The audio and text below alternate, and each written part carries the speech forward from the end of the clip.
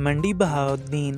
Deputy commissioner Mohammad Shahid ने किसानों और काश्तकारों को यूरिया खाद की फराहमी में ताख़ीर का नोटिस लेते हुए मंडी बहाउद्दीन, फालिया और मलकवाल में तरजीही बुनियादों पर खाद की फराहमी के इक़दामात करने की हिदायत कर दी।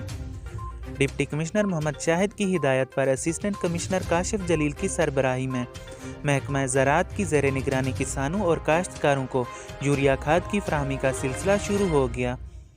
डिप्टी कमिश्नर ने किसानों को मुकर्रर करदा कीमत पर खाद की फराहमी को चेक करने के हवाले से अचानक गल्ला मंडी मार्केट का दौरा किया। उन्होंने गल्ला मंडी में खाद डीलर्स के रिकॉर्ड्स को चेक किया और किसानों को यूरिया खाद की फराहमी के अमल का जायज़ा लिया। उन्होंने खाद डीलर्स को हिदायत की कि वो खाद के मुकर्रर करदा नर्ख बिल बोर्ड पर नुमाया जगहों पर आवेज़ा करें और खाद के स्टॉक का रिकॉर्ड रखें।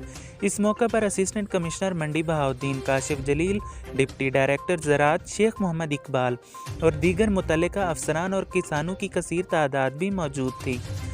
डिप्टी कमिश्नर को मायारी खादों की मुकर्रर करदा कीमत पर फराहमी के हवाले से बताया गया कि मार्केट में खाद की कोई किल्लत नहीं है और खाद वाफिर मिकदार में दस्तयाब है।